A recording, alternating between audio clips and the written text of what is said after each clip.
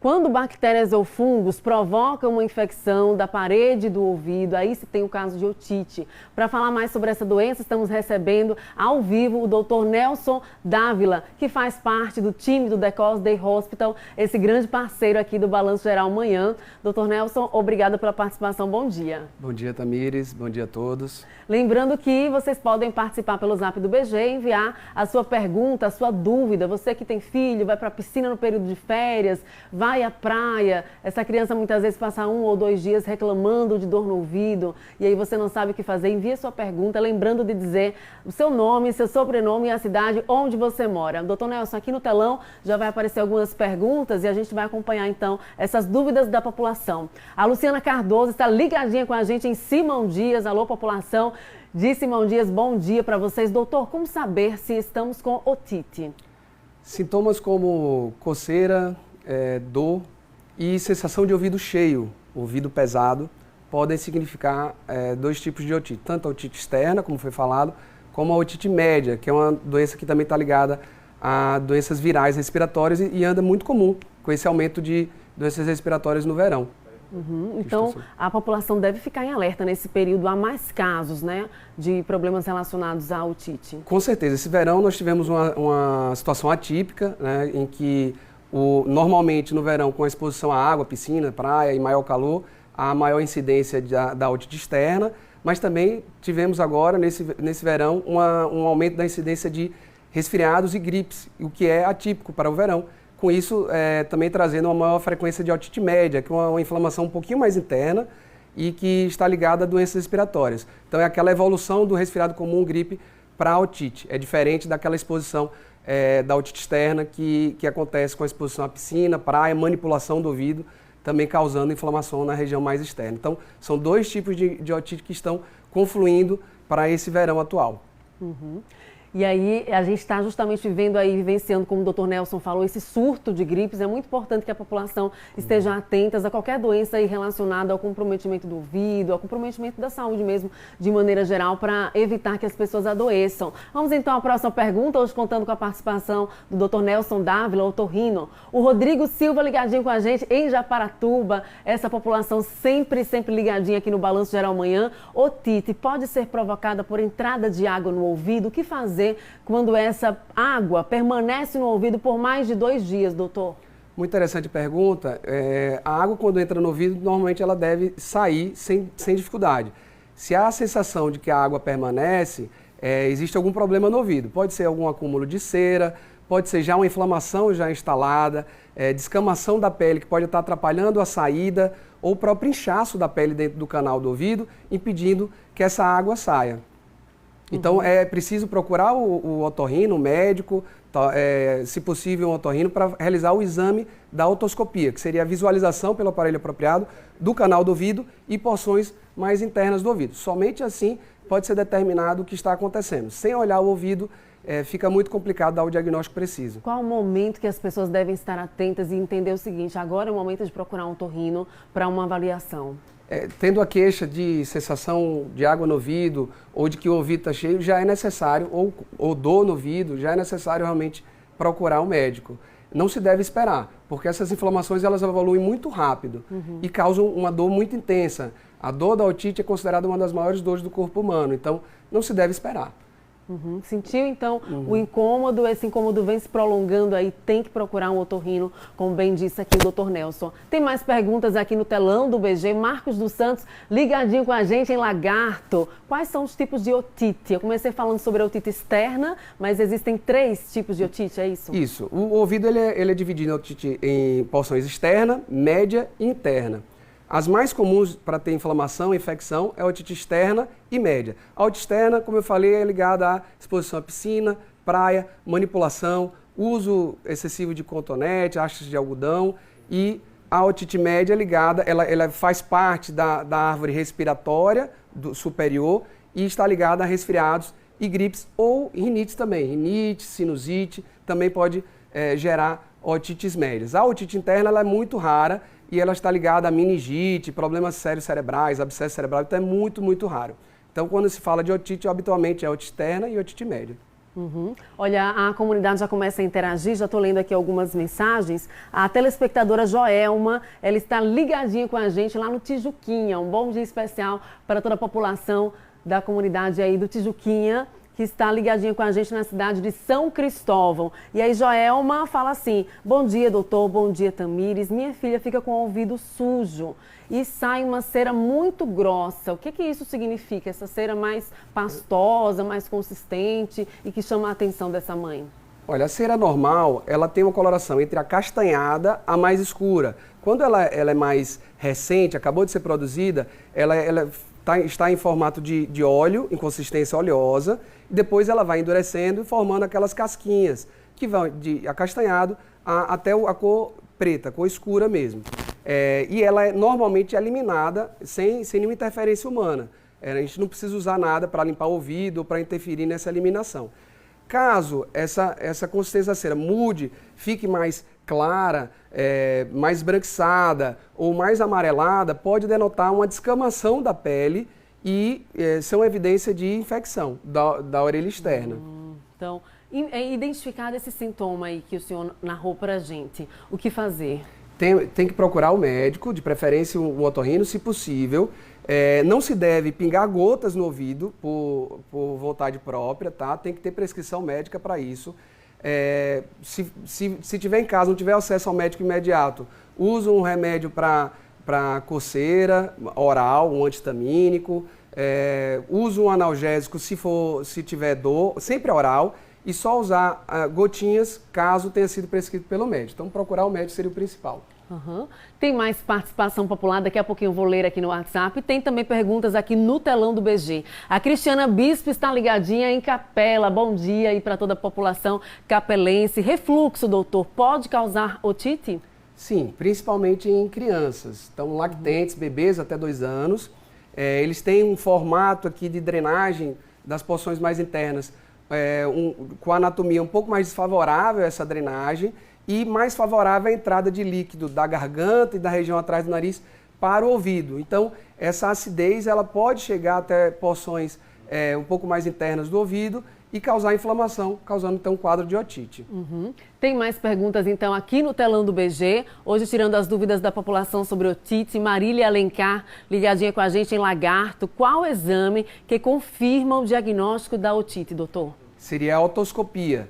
É um aparelho que tem uma lupa e uma luz e adentra aqui, e é feito na consulta médica, adentra aqui no canal externo do ouvido e tem uma noção precisa do canal externo, da membrana timpânica e da região mais interna, que seria a orelha média. As principais regiões acometidas por inflamação.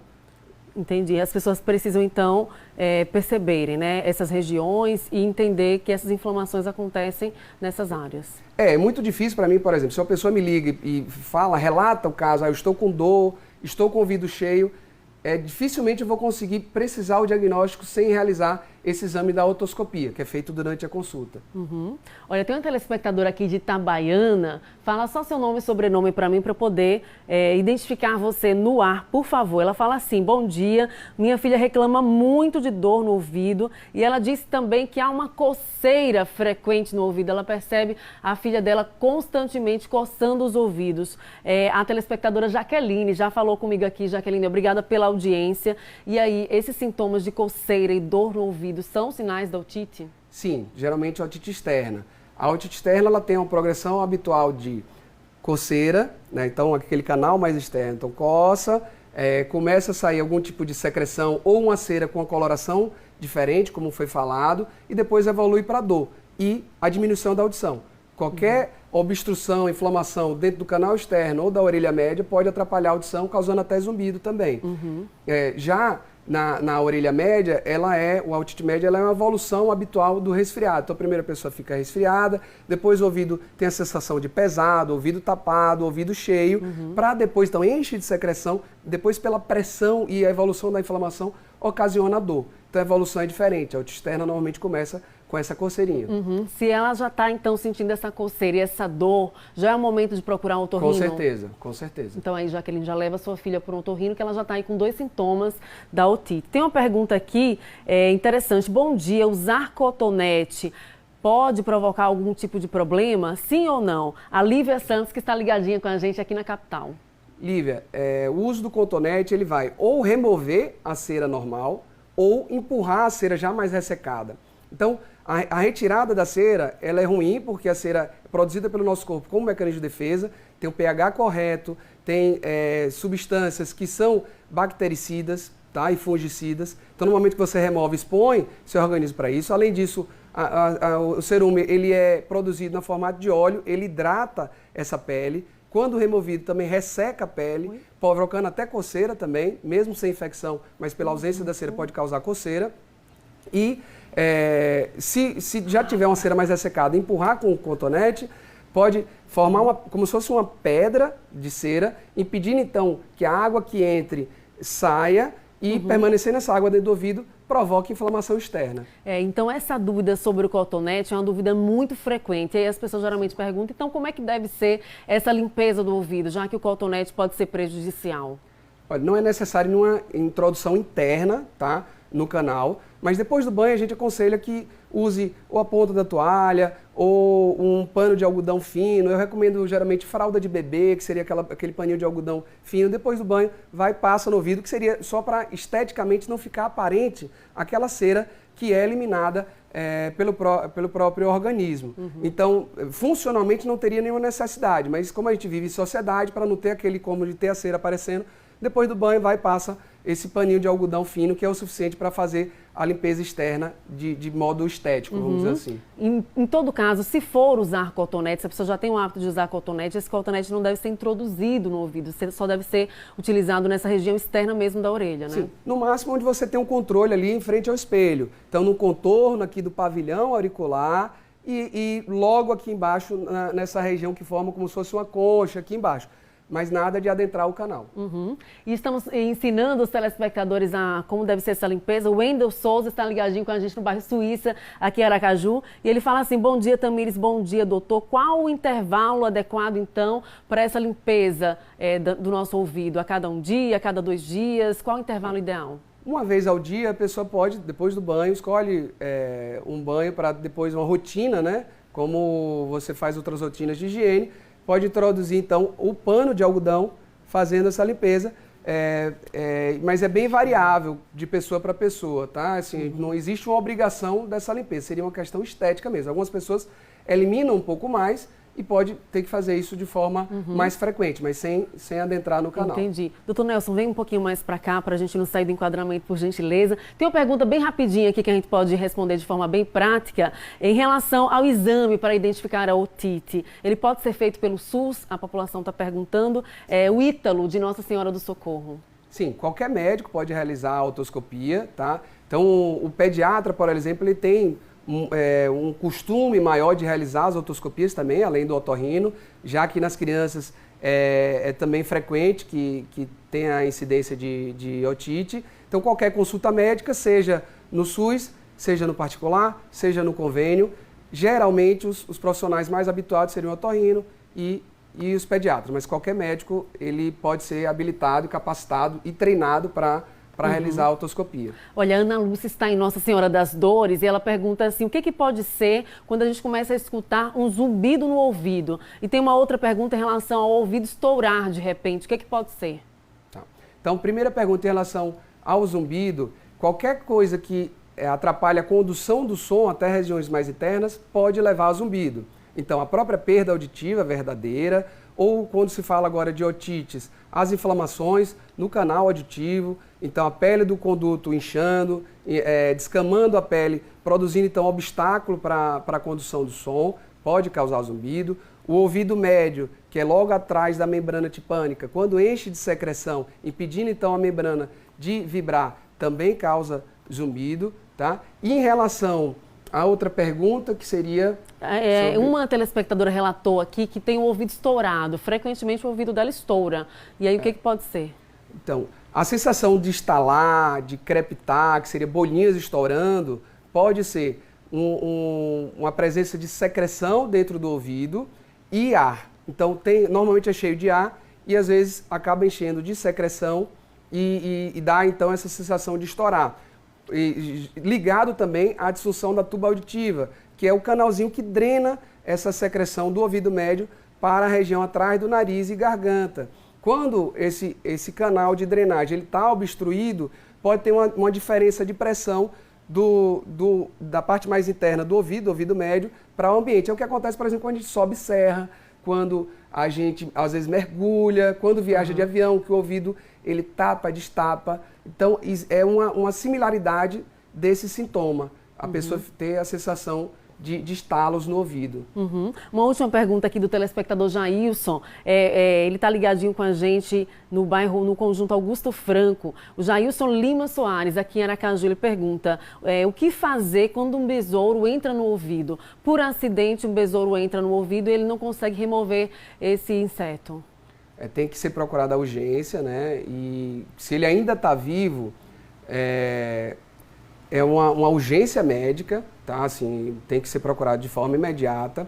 Médicos, por exemplo, do interior, podem, às vezes, administrar óleo para que o inseto ele não consiga cavar dentro do canal do ouvido, porque às vezes ele morde, morder, de cavar, porque o inseto, veja que ele sobe parede, tudo, então tem como se fosse garras, né?